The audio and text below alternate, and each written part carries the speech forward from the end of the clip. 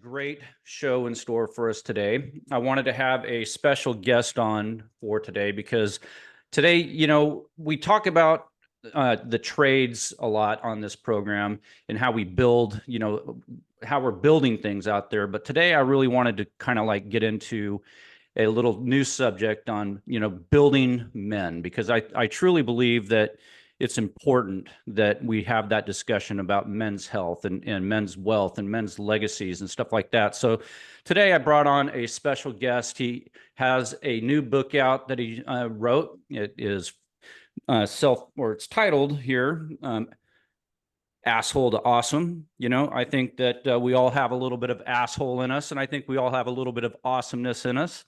So I wanted to bring on the author of the book today to kind of go into it a little bit, talk about what an asshole is, how it transitions into being awesome, and then how we can get into some of these topics that we're going to discuss today. Today I have Ernest Wood on the show. Ernest, welcome to the show. Hey, thank you, Bob. Pleasure to be here, man. Yeah, no, I think this is going to be a lot of fun today. So today's topics that I want to kind of dive into, I want to get into your story. I want to get into your book. I want to get into sympathy and empathy, and how meditation and journaling has helped.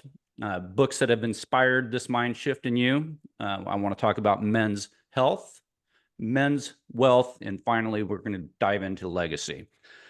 So when we start touching on some of these topics today, I want to just kind of start, going into your story. So let's kind of go into the backstory, because I really believe that the backstory is, how it really shapes a lot of us. Because, I believe that there is an asshole in all of us, and I also believe that we all have a little bit of awesomeness in us. But depending on the way that our story started is kind of typically going to determine the outcome of how that starts out. So let's get back into your story. Let's set the stage a little bit, where you were raised, how you were raised, your influences, the good, the bad, and who actually helped build this man today. So let's go into that story a little bit.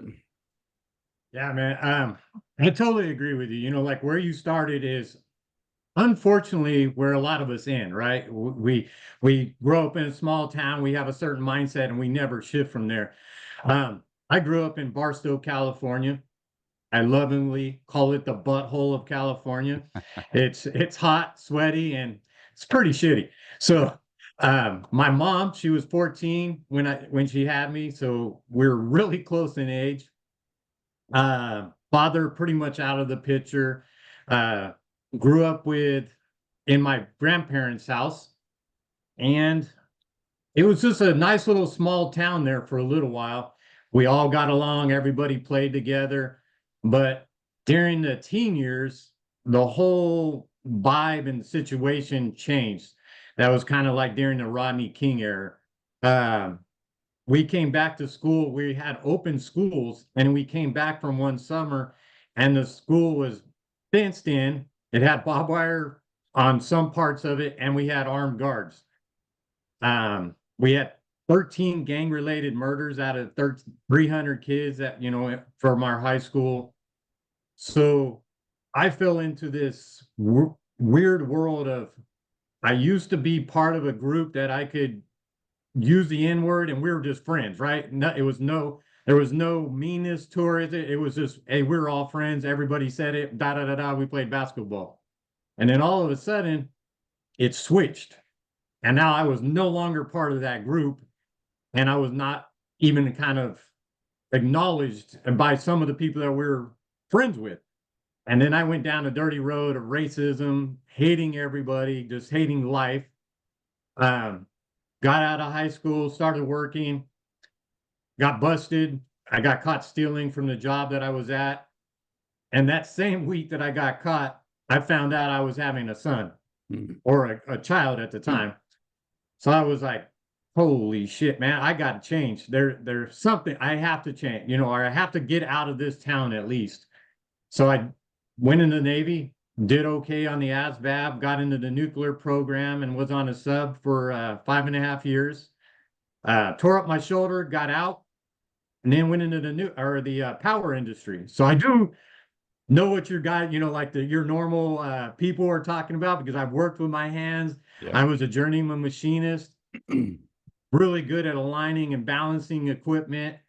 Then got moved down to Carlsbad, became an operator, ran the units down here in the Carlsbad power plant before it shut down, and then started selling cars. So huge transition from being always, with the hands to selling cars. Did really well at that. And then I decided I was going to quit that job and write the book and help men be more balanced and have a happier life while still succeeding. Yeah. Yeah. So some of those tough experiences that you might have had growing up in that rough environment that you're in, kind of like, I think, a self-preservation mechanism tool is probably a little bit of that asshole that you're probably had in you. I think you kind of like self-preserve a little bit by just being an asshole and just getting through the day, being in a tough environment like that. Tell me how that environment kind of like shaped who you were. Well, you know, it was hard at first because, like I said, everybody was such good friends, right? Yeah. And then there was some of us that stayed friends, but it just became, there was never that thing of looking at somebody just with a color, right? And and then all of a sudden I was being looked at just because I was a white guy, that I wasn't allowed to play basketball with him, or I wasn't allowed to do that, right? Yeah. So like I had a friend that they jumped him, beat him out, took him out of his car, hit him in the head. He had to get medevaced over to Loma Linda Hospital. And the only reason it happened was because he was a white guy. Yeah. So like that whole racist thing just happened on both sides. Like both sides, everything was just separated. So it just hardened you to, ever being able to see what the other side was about. Yeah. So that being said, I mean, it's like, so you were kind of being raised by a mother that, obviously, a teenage mother, very difficult to be raised by somebody that's nearly, as immature as yourself at the time. Um, and then you had a very, I want to say, by reading some of your book there, that it was more of a abusive type relationship that you had with men in your life. So who was actually, building a man back in those days for you? Unfortunately, not too many. Like my uncle was an absolute turd. My dad was a piece of crap. Like he wasn't around at all. It took me a long time to let that go. And then my grandfather, he was old school military. He went from like the enlisted all the way up the officer ranks, hardcore Marine. So he instilled some of the discipline that I have, but like there was never like somebody there to go, hey, dude, let's do this, or that, and hey, this is how you're going to be better. And that was one of those things that made it a little bit hard when I was a father, or being a father and trying to teach my kids. Now they hold a little bit of a grudge sometimes because I was so hard on them, but I just didn't want them to make the mistakes that I made. Yeah. Yeah. And kind of like diving into your book a little bit, as I was reading your book, it's almost kind of like you were basically living the life, that basically raising yourself into this mindset. So I think you've went down a journey of, like a lot of self-reflection in this book. You kind of like use some guidelines in this book to help, you specifically, I would think, but that I think it's also going to be able to translate into helping a lot of other people, as they kind of like can start to use some of the principles in your book. Give me some of the principles in your book that you feel that were the key elements that really helped you shift your mind. So there's three things that I always say, like if somebody asks, that are the most important to me, that helped me totally shift the person I was. I became a guy who thought like everything was owed to me because the way I grew up. I whatever I earned, it was owed to me. And if I wasn't paid it, I would take it. I really didn't. I didn't give a full um full, like, for relationships, it didn't really matter. I would do stupid things, and say stupid things, flirt with pretty much anybody right in front of their husband. I was just not a good dude. So I had to learn gratitude, and gratitude was like the most important, because once I learned that I had to be grateful for everything in my life, and then it shifted my mindset that wasn't owed it, right? I wasn't owed anything. I was grateful for just having my arms, having my legs, having health, and then grateful for, being able to live in the United States, being able to have the chance to get to where I needed to go. That was the main one. What I do every day is I start off the day by writing three things that I'm grateful for. One about me, one about my spouse or my kids, and one about the world in general. And there's a couple proven articles out there, studies done, that by doing that in a 10-week period, your happiness raises 25%. And I can 100% say that is true.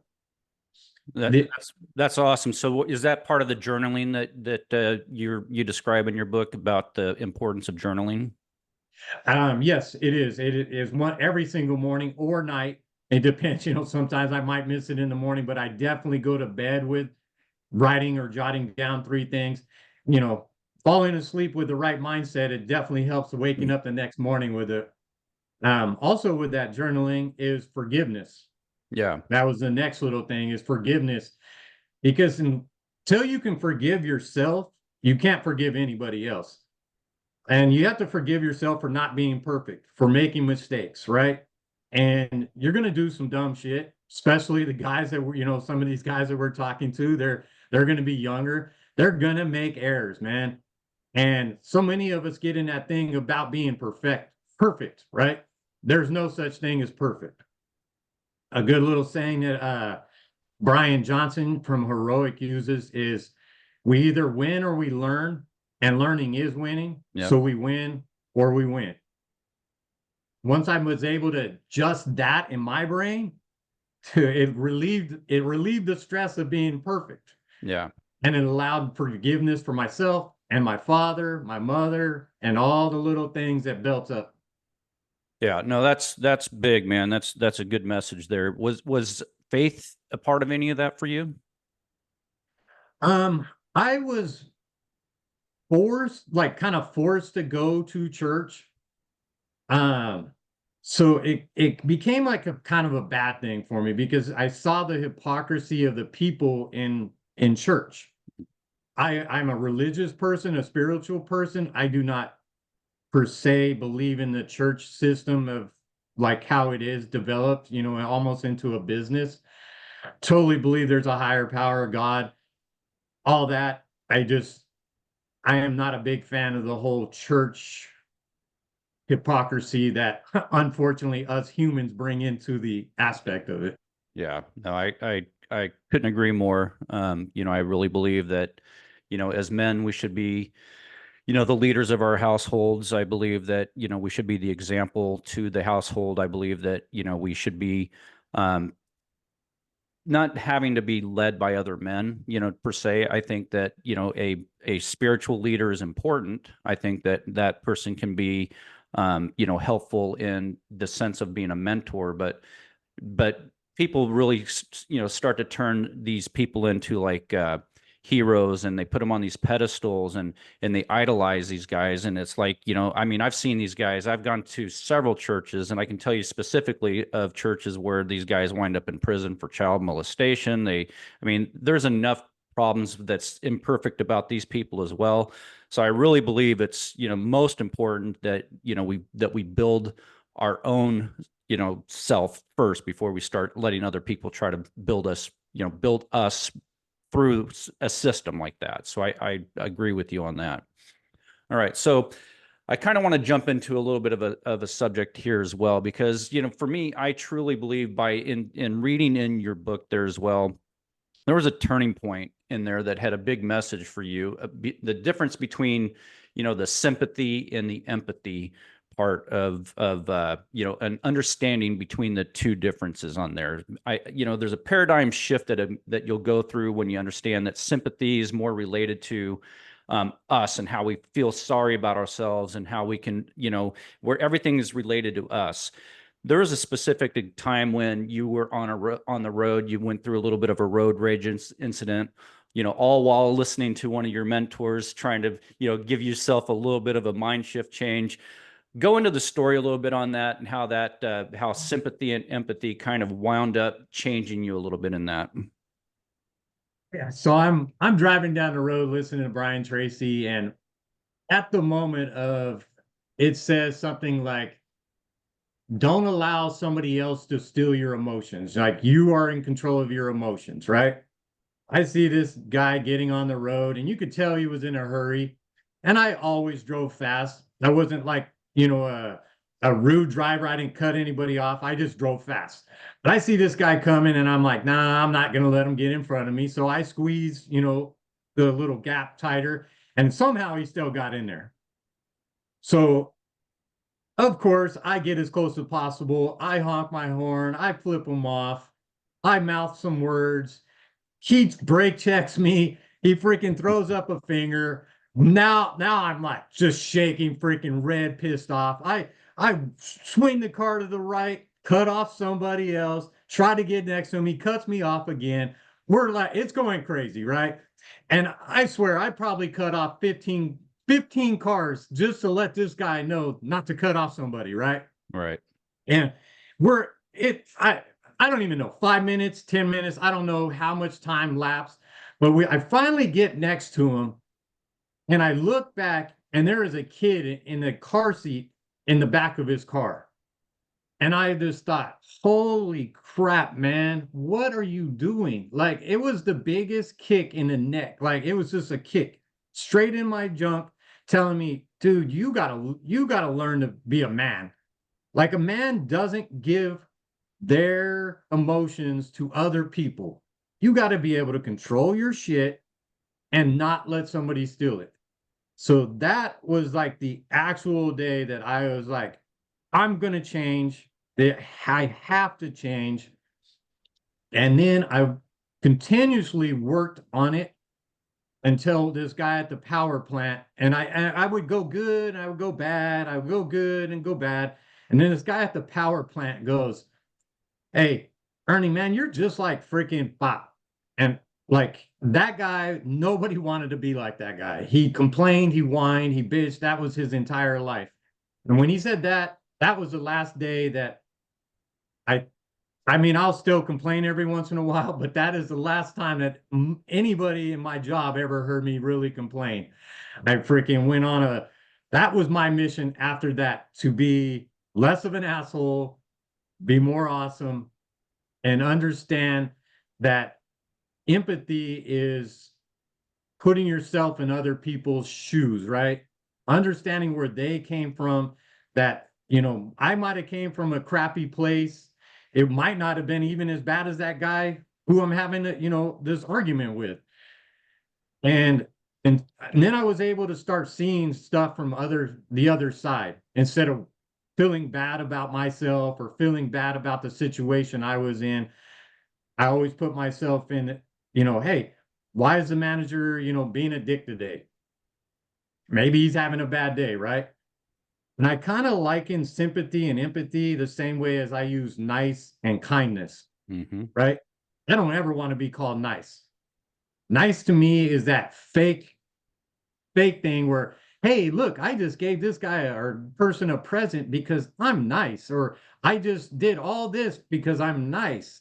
It's like you're doing it for a self-satisfaction thing. Being kind to me is being able to do things that are right if nobody ever even heard about it, right? Being able to, sacrifice a little bit just for the well-being and the kindness in your heart. Yeah. So that comes with experience though, right? Because when you are experienced in certain events and certain aspects of life, that means that you've lived it. That means you can empathize with it. And that comes with a little bit of age and maturity. I kind of liken, the word sympathy to kind of a youthful, non-matured mind, to the person that becomes empathetic, that's kind of gone through a few stages. I think we've talked about in the past, you and I, um, I kind of like to go to a thing that Patrick Bet David talks about, which I know is not, he doesn't own this, but I know that he also had gotten some use out of this, where how we evolve, the three stages that we kind of go through in life, where we first, we idolize our parents, and then how we demonize them, and then we humanize them, right? So I think those are kind of the stages, the same things that we kind of go through with the sympathy and the empathy. I think that at certain stages we kind of hit that, where we can really empathize with somebody, when we finally humanize people, right? What part of your book really kind of dives into that journey?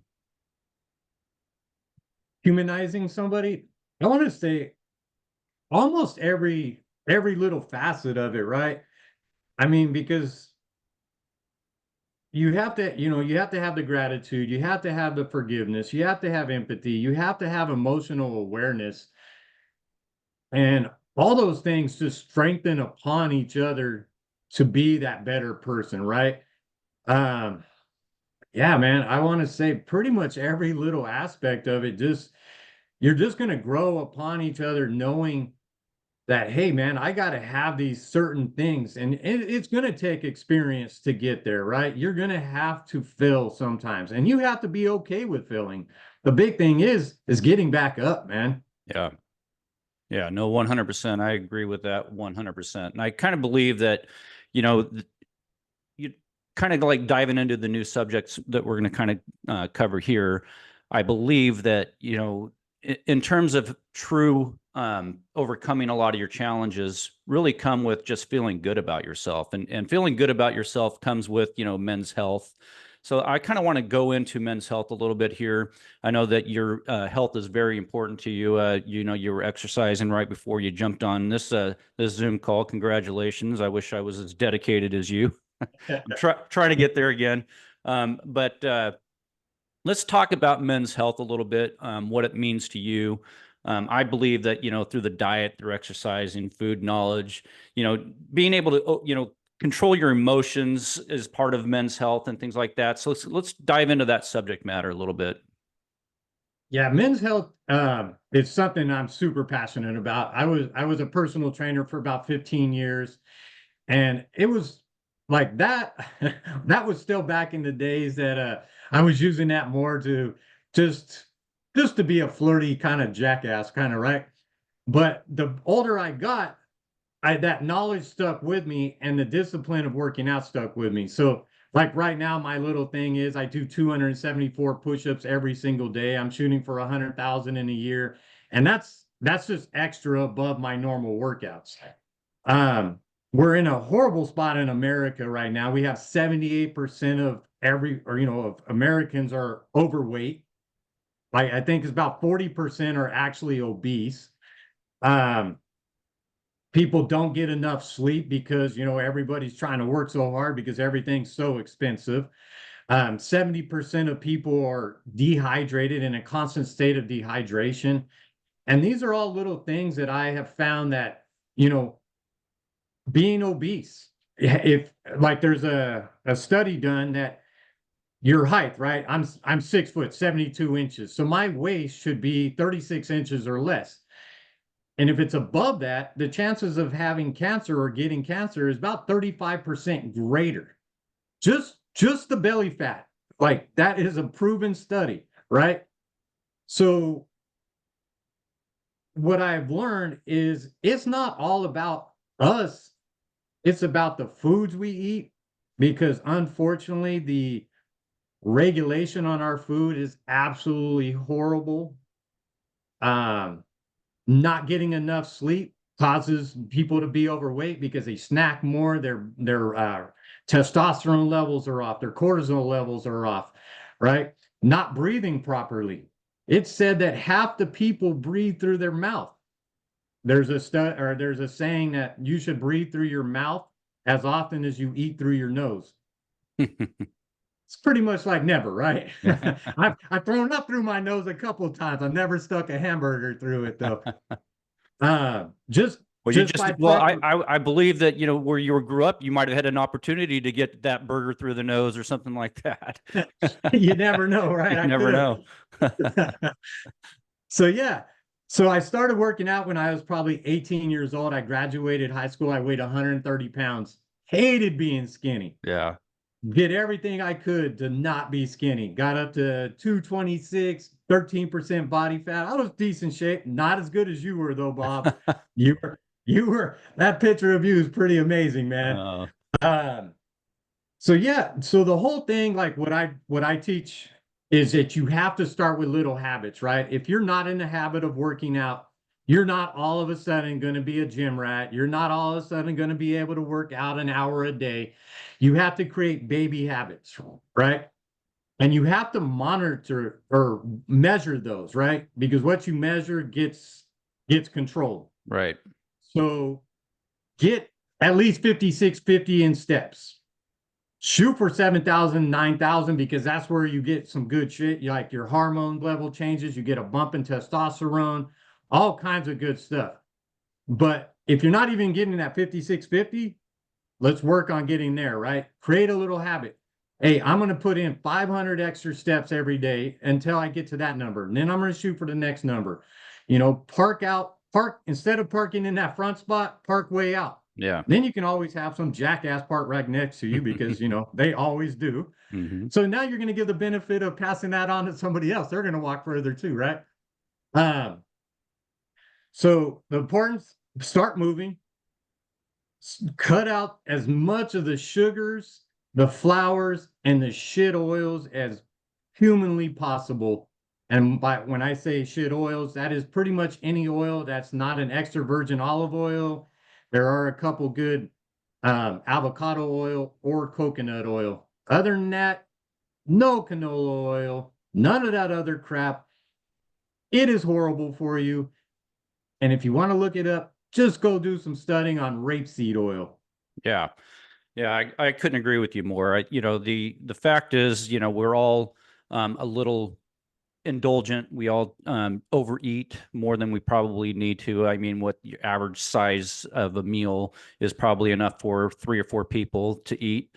So I believe that we're all a little guilty of that, but I truly believe that with starting new habits and starting a disciplined regimen, it comes with just getting consistent, and that just means having a consistent plan for your day every single day. And that kind of goes into a little bit of the subject that we talked about before. You and I have, our opinions on what balance is. Tell me what balance is to you, and how important balance is for men's health and anybody's health in general. I mean, we're going to talk to everybody here specific, but we are, this is a men's show for today, but we want to talk about how important balance is for men. Yeah, to me, and like sometimes, like when I talk to a high achieving individual, as yourself, when we first chatted, you were like, I'm not so sure about balance. And then I went on the phone and I talked to this broker guy, and he's like, I don't believe in balance. And then I chatted with him for a little longer, and he told me, yeah, I was 400 pounds and doing my job. And I'm like, okay, so let's go back to balance, right? I understand that at times in life you are going to be out of balance because you have to put so much work in to succeed, right? You have to be able to, put in work to succeed. But balance isn't about having 8 hours of work, 8 hours of, family life, and 8 hours of sleep.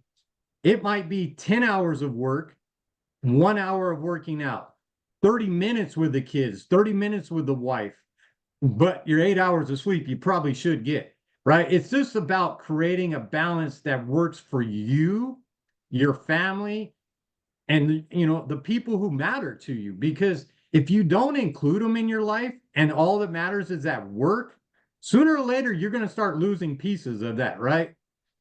um since we're talking to blue collar workers, most of them know about balancing of equipment, right?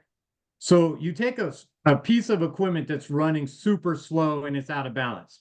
who really gives, who really cares, right? It's running slow. It's probably really inefficient anyway, but like a piece of equipment that's running fast and it's a viable piece of equipment, you can't operate that piece of equipment out of balance for too long, right? So just like us as people, if we start operating too quickly and really hard and fast, we're gonna start tearing stuff apart, like without sleep, without hydrating. You're not gonna operate efficiently.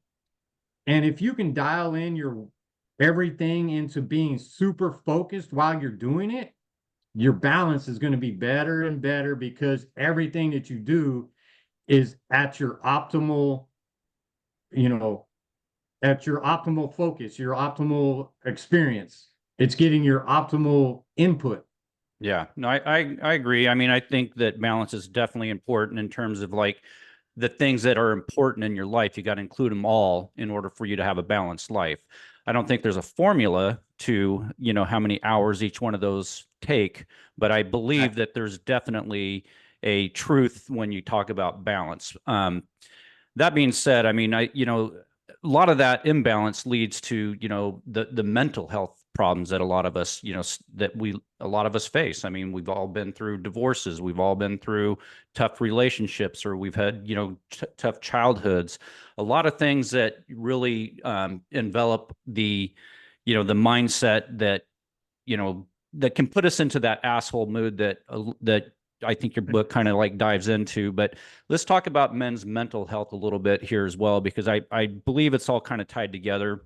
Proper diet, proper exercise, how we look and how we feel really matters to how well, we feel about ourselves. And that all leads to mental health. Tell me what mental health looks like for you, for men. Yeah, I'm glad you said it because, a lot of people in today's world, it's kind of been placed that men are bad. Somehow it's become like the thing out there, right? Yeah. Don't be a man, it's bad. Don't be masculine, it's bad. Um, you know, it's funny that men is there's nothing bad about being a man. Some people have taken it too far, and then they use their manliness or their power over to, hurt people that they can overpower, right? But we have to regroup as men and take control of like back of our emotions and being able to be in shape, being able to be a man and be okay with being a man.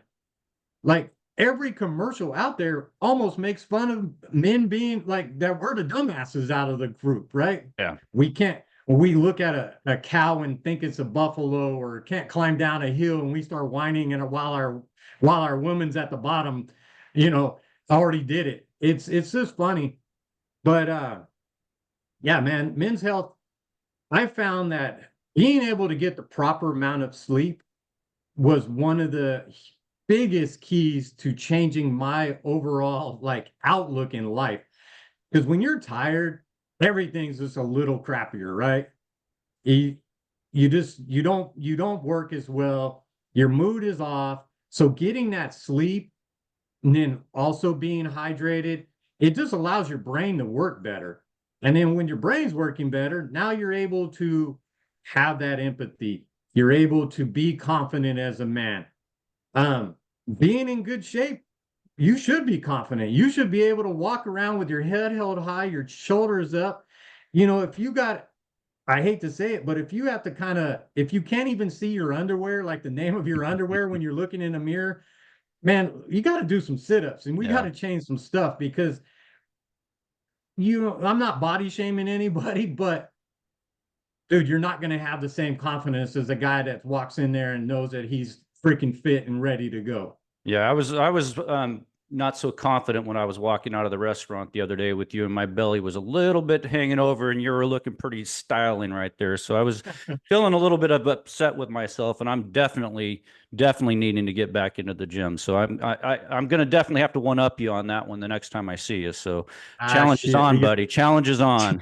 damn it, man. Because I've already seen your old pictures, dude. I don't even want any of that.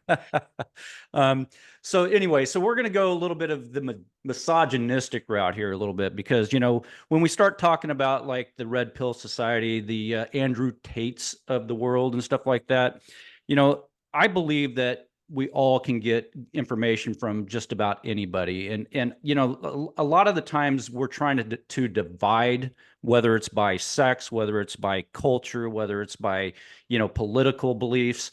We are in the most divisive time in our society, I believe. And I believe that our politicians are leading that front, and I believe that our schools are doing a good job with it as well.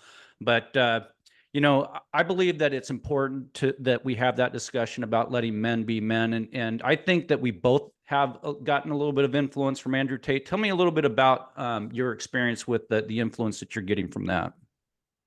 All right, I'm gonna go with two of them if you don't mind. Yeah.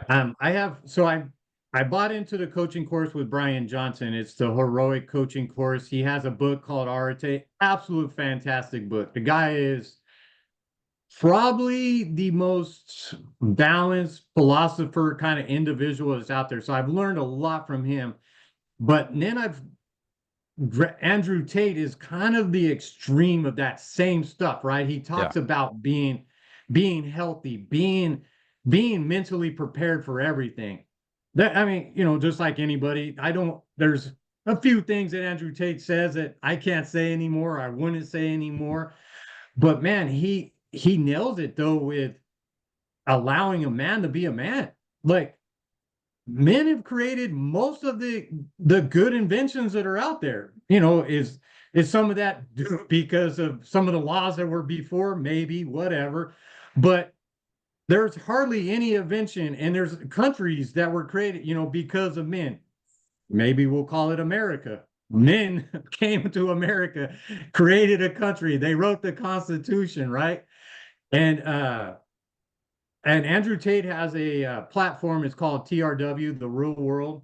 Yeah. He has like 230,000 young men that are on there. Um, and it's awesome because he brings in millionaires and billionaires to teach these kids and myself how to be better in business, how to be better in content, with your content, how to crypto, how to trade crypto, how to trade stocks, how to do everything in life, towards making money, right? Money's not all, the end all be all, but having money makes a life a hell of a lot easier than not having it. Yeah, no, I agree with that. I think that it's important to have, this is where balance does matter, because I think that you can go over the top a little bit on, how we feel, and as men, we can really, at least as high alpha men, we can tend to be a little bit on the side of, pushing women down a little bit. And this is not for me to sit here and beat up women. It's definitely not to me to like be the misogynistic person that some women call me. But, for me, I truly believe that, we are building men's legacies. We are, we do put the last names on our kids and most of the time our wives, right? Whether the last name came from your father, whether it came from your husband, most everybody's got a last name built by a man. And at least the last time I looked in the graveyard, it's pretty evident that most of these are men's last names that we're building, and that's the legacies we're building. So that's not me trying to be the misogynistic guy. That's just me trying to speak reality to truth. And a lot of times we over pedalize women in the world, and we over push guys aside. And for me, I'm really trying to like guide guys back into being men, and it's okay to be a man. And that's kind of where, this men's health portion of the subject matter for me goes into at least, you know, having those controls over emotion, because a man without a control over his emotions is not a man. Tell me a little bit about emotional control and how your book kind of helps people with that emotional control. Yeah, emotional control. Yeah. Like I said, when I did that little road rage thing, right? I allowed this guy probably didn't even know he was doing it, to take all of my emotions, and I gave it all away. So like even now what I do even with the wife is sometimes she'll get mad at me, or and she'll start yelling at, or we'll get into like a little argument. But what I've learned is kind of let her vent, and then I ask her, did that make you feel better? Right? And it's so funny because it actually helps. Yeah. It's such a simple little thing, right? They're not attacking you necessarily. Sometimes their day is just bad. And that's another thing that I learned from Brian Johnson was that I'm going to give you a quick little story. We'll say somebody just had the best day ever, right? That they just won the lottery. They had a great night of sleep. They found out their kids are graduating or accepted to college, and you met them for the first time. How would that person treat you? Fantastically, right? They would be Absolutely. super happy, blah, blah, blah. Now let's assume you're the same person. That person just had the worst day of their life. Somebody just hit their freaking car. They found out their mom died. Their kid may be in the hospital. Now, how would that person treat you? Pretty shitty, right? Yeah, absolutely. So you're the same exact person getting treated differently because of the circumstance of somebody else, right? So you don't know what somebody else is dealing with. So only only thing that needs to matter is what you can control, right? And if the only thing we can control in life is how we react or don't react to a certain situation. No, I agree with that, man. I tell you, it's very tough, you know, as you know, especially when you're an alpha type dude, you know, you're definitely going to be one of those guys that can be very, you know, reactionary. But I think that the evolution that you've gone through over, you know, in the course of your life, it's proven that, you know, you've actually you're practicing what you're preaching, and that's the most important thing, right? Having that self-control, having that ability to actually make a difference to your sons, to the other kids in your life. Like this matters, being a mentor to people, right? So that kind of led you into a journey of, you know, this being a not only a mentor to other people. You've got kids of yourself, you know, yourself, but you're also doing some consulting. Tell me a little bit about the consulting that you're doing, and the type of people you're looking to help. So, yeah, so I'm coaching already high achieving individuals to, I call it master your life with balance, right? And it's all about where I where I learned is that when you get so focused, or what I did was I got so focused on one thing, creating a business or my health or whatever, that I would let other things fall to the wayside. And when you do that, you lose that happiness. You might not feel it at the time, but your overall happiness goes down. And then when your overall happiness goes down, your effectiveness goes down. It's a proven fact that happy people make more freaking money. Yeah. So if money is, like that thing that's driving you right now, be freaking happy. Happy people make more money, right? And that is a proven fact. So yeah, so I teach people how to be, like maybe just getting in better shape. My coach right now, one of my coaches that I have, fabulous guy.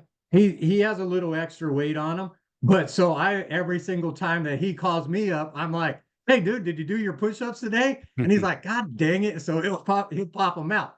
So it's we all fall into things. I mean, that's my coach. I'm paying him to help me get the business, like the business side of it, right? So we're all good in some areas and we lack in other areas. And what I have found that I'm pretty solid in is being like balanced in the health, my mental state, my relationships, and like my purpose or my legacy, right? I'm balancing those. I lack the knowledge that you have or my coach has of the business. So I know where I'm out of balance. But what I do, I hire a coach to help me where I'm out of balance. So important, man. I tell you, so little, about how it was for me, at least, I thought I knew everything when I was, 18, 19 years old. You couldn't tell me We that all do. I didn't know, I didn't need anybody guiding me, telling me what to do, how to do it. I went through many, many, failed relationships, divorces, failed businesses, starting all over again. Had to do a lot of stuff, until I really understood how important it is to have good relationships, how important it is to have high achieving, high level people around you, good influences in your life, mentors, paying for coaching. Like these are some of the most easy things that you can do that realistically can shorten the time for you to have the learning curve is far easier when you have somebody guiding you and somebody helping you using mentors and people that have gone through it. How long did it take you to figure that out? Dude, I hate to tell you, man, I just barely figured it out. Yeah. Um, I was super freaking hard-headed. Like I had a bar, I bought a bar. We had this bar going fantastic. We end up not doing the right shit. I lose the bar. I start another business. I had it going great. I get to a certain spot, I lose it. So I probably two or three times, maybe, well, probably four times, I'll say. And I never got a coach. Even when I was bodybuilding or training, I never had a coach because I couldn't stand coaches when I was growing up because I hated when somebody told me what to do. Mm. There it is And right there. There it is right there. Somebody telling you what to do, right?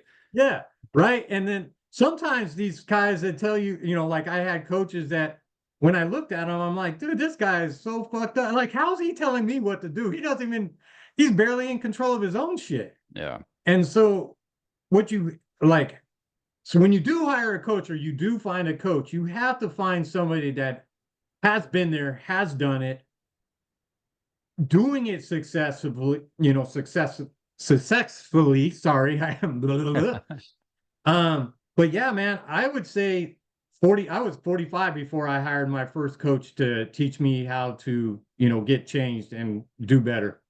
You mean the 25-year-old guru out there wasn't the guy that you were hiring to get you through these emotional needs and stuff like that? Took somebody with a little bit of experience and a little bit of knowledge and has actually done something, right? Hey, all props to those guys out there 25 teaching everybody how to live life, man. But Yeah. No, I love it. I mean, I love the hustle of them. I mean, it's awesome. You can never take hustle away from somebody. So I'm never going to sit there and 100%. say that it's like not a cool thing to be out there, at least trying to achieve something. But man, come on, let's have tried to at least accomplish something. I mean, accomplishing something is completely different than, actually teaching while you're still learning yourself. So, I think that it's highly important, man. Like books are so important. The mentorships are so important. Give me some of the titles of your books that really shaped you and helped you write the book you wrote. All right, man. So I have a pretty good list here. Arete by Brian Johnson, probably one of my overall favorite books. Slight Edge from Jeff Olson. That was the book that helped me start creating really good habits. Leaders Eat Last by Simon Sinek. Mm. Probably one of the best leadership books that I've ever read. I've read quite a few of them. Think Fast and Slow, Daniel Kahneman. Absolutely a fantastic book. I just got into that one. Ego is the Enemy, Ryan Holiday. Power of Habit, uh, Atomic Habits, the Hmm. 80-20 principle. Learn that one. 80-20 principle freaking rules the world. Yep. The Four Agreements and Psychology of Selling.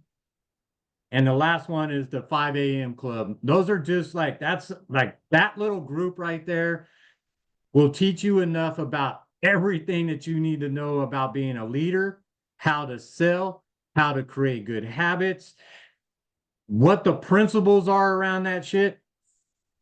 And then the 5 a.m. Club is just a fun book that it brings it all together and it wraps it up in a nice bow, man. It's that's actually a very good because I went through it because when you said, hey, think of some books. Those are the books that I think created the best version of where I'm at right now. Yeah. Yeah. And that's usually what it goes through, right? When you finally take that time to actually start reading, start getting the mentorship that you need, really transforms you, man, because it like puts you around people that are high level achievers, that really do that big paradigm shift in your life. I think, Dr. Covey is one of those guys that is, that, Yeah, for sure. he's a big paradigm shift type guy. I think he's influenced a lot of the stuff that I've done in my past as well. And I truly believe that that's the thing that we all lack, and that's called perspective. And without perspective, perspective is just like the things that you see. And I'll give you an example. And I use this even with like my guys at work. You know, you can take a silly Coke bottle, right? A Coke can, let's just call it a can. And you can take that can and you can, buy it from, somebody on the side of the road for 50 cents.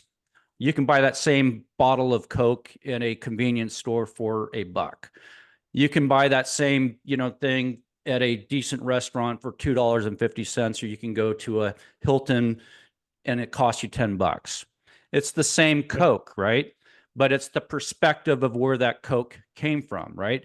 It's the paradigm shift of the value of the experience of what that Coke brings to you. So it's like having a different mind shift is all about perspective. And so for me, people trying to influence you into something or help you, learn something new really makes you have to really open up your mind. It really makes you have to really think in a different perspective, a paradigm shift, as we like to call it. And I just challenge people to really, don't think so like in your own little box. There's so many better, bigger, different boxes out there. And I think that, influencers, people that have a good story to tell, like yourself there. And I think that people that have, that have done things, that have done big things, that are high level achievers, that are building, awesome legacies. Those are the type of people that you really need to get your information from. Those are the type of people that you really need to surround yourself with. And, man, I really think that your book is going to help a lot of people out there. And I really think that there's some great, great subjects inside there that's going to help some people. One of the things that I really wanted to also like get into as well, because I think it's important. Obviously it's not the most important, like we mentioned in the past, but men's wealth, right? And this kind of leads into the last part of our show, which is going to be legacy, but building wealth, being that person that is the catalyst behind your family. I truly believe that somebody has to be the one in the family that creates that family legacy, that creates the family money, that creates the family generational wealth. What does men's wealth look like for you? I love that question, man. Um, so wealth, like when I was younger, wealth was all about freaking money, right? It was only money. How much shit did I can accumulate? And it was all about like accumulating stuff so I can impress some people that I really didn't give a rat's ass about anyway. Yeah. And it now it's shifted. Still you got to have money. like I was saying earlier, money just enhances your already characteristics, right? If you're a good person, it's just going to make you better. If you're a bad person, you're going to have more money to do more bad shit with, right? So wealth for me is like a happiness. Being able to be happy, having time to be happy, right? Like you can't buy time. They talked to a billionaire on his deathbed. None of them ever said they wish they would have worked harder, right? They would they all talk about wish I would have had more happy days or wish I would have done this. I honestly, last Christmas, I just became friends with my first guy that was a billionaire. Absolutely one of the best people that I ever met. This super great guy, right?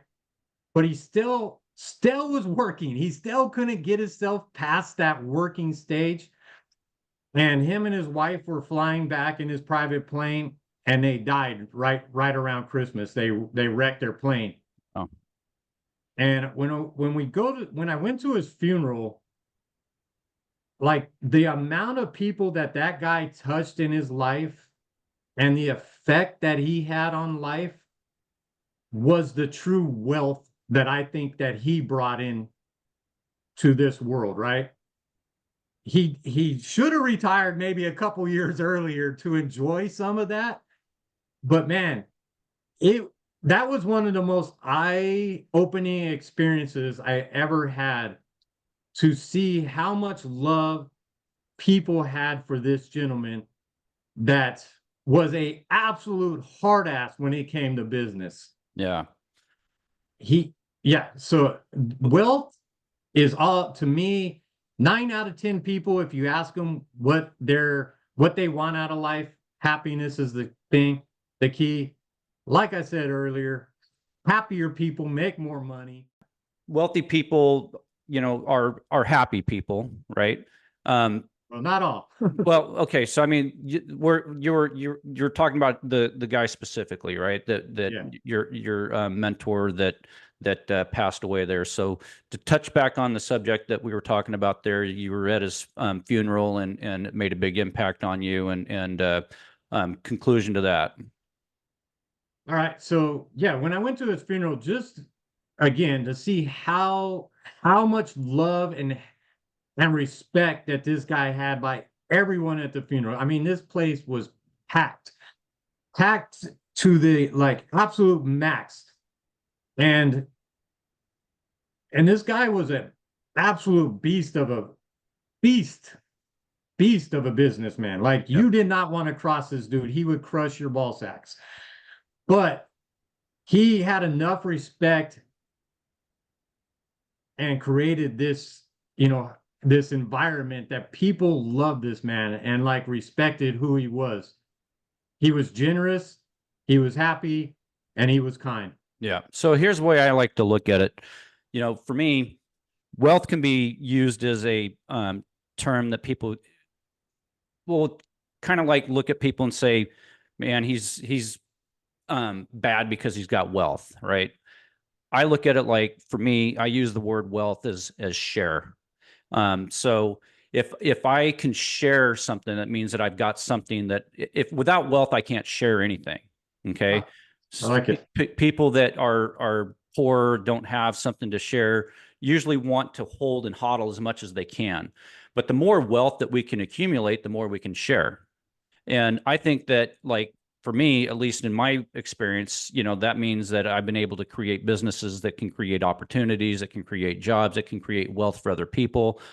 So I use it to like create and share, more than I use for it to be like a bad and unendearing term. So I like to think of wealth as, for me personally, as something that is endearing, and the more wealth that we can accumulate, the more people we can help. So for me, I think that wealth is something that it's important to build, because without wealth, I don't truly believe that you have as much ability to create influence. And I think influence is another one of those things that really matters, because if you can't influence somebody, how can you change somebody's mind? And it's not that I'm trying to change people's mindset to think that exactly like I do. I believe that I got a different perspective than a lot of people, but I think I also have a message, and I think you have a message, and I think that's kind of what your book goes into as well. We're going to kind of end this thing on legacy. And I believe that legacy is, the thing that all men are working for right now. I think that it's one of those things that we do not think about when we're 16, 17, 18-year-old, kids. We're not thinking about what's going to be on our gravestone or what's going to be on our, give me what legacy is to you, and give me an example of somebody's legacy other than the billionaire that you just mentioned. Give me some examples of what that looks like to you. Yeah, legacy, that little dash right between the two dates of our in our life. Yeah. Um, yeah. So during that heroic course, they talk about like what do you, like say if you can pull yourself and be outside looking in on your funeral day, how many people and what would they say about you, right? And doing an exercise like that, like do it today, Yeah. right? What would somebody say about you today? When I very first did that, I was like, oh shit, man, I don't want to die. I don't want to go out like that, right? I don't want to be the guy who's only known for being, yeah, I was funny, but all my jokes were racist, sexist, whatever else is, right? And but now like what I've created and what I'm working for is people know that I have a good heart. Like I'm kind. I try to do stuff like you just said, share as much as possible. I'll give you a quick little thing on that. All my proceeds from my book for the next month are going to this little man that I met over in Kauai when we were on vacation. He's 7 years old. He has leukemia. So for the entire next month, all book profits are going to that little guy. I'm trying to do something like that every single month. And it's just about, being somebody that somebody can go and go, you know what? That dude was a good guy, man. He did the right things. He helped people and he made this world a little bit better. Yeah. Yeah, I think that's what it's all about, man. I think legacy is just that. It's about making the world a better place, doing your part to do that, and I think that's what, men's responsibility. And I really believe that, like, we're at the age right now, you and I, me a little bit older than you, into my later part of my 50s, and you just entering into this new world of the 50. Um, Trust me, it's a ride, man. It's a different ride than it is in your 40s, but I truly believe that it's our responsibility as men at the age we are, to really be those mentors, to be that voice out there for young men to be able to listen to. And that's why I think, you're writing your book is so important, man. Like, getting your content out there is so important. Reaching out to those young men out there and just giving them a hand out there saying, look, I am a guy of experience. I have, something to give back. I have a wealth of knowledge to give back. So I think that's really the most important message out there for men in our age group. Man, it was really, really good to have you on the show today. I am going to, make sure that everybody knows how to get a hold of your book as well. How do people get a hold of you, and what's the best way to reach out, and how do they get a hold of your book? So on earnestwood.com, you can actually get a free copy of it, download it. It talks a little bit about my coaching on there. The paid version, Amazon, it's on Amazon right now. I'm working on getting it on a couple other formats, and my Audible version should be out in the next month or two. Still working on that. But earnestwood.com. And remember, if you do end up buying the book, man, buy it before October 31st. Help that poor little dude out. He's a fantastic kid just going through some shitty stuff in life. And yeah, man, it was an absolute pleasure being on the show. It's been a great time meeting you. Yeah. You're a good dude. I'm looking forward Yeah. to, seeing your work down the road. Yeah, man. I think this is going to be, one of those shows that you and I can definitely do multiple times. I think there's a lot of subject matter here that we didn't talk about today. I believe that there's a lot more to dive into. I think we can get deep into the woods on this stuff, and I think that, down the road, you and I can probably chop it up a little bit more. It was a pleasure having you today, and I can't wait to do it again. Yeah, dude, definitely. Let's do it again. All right, sounds good.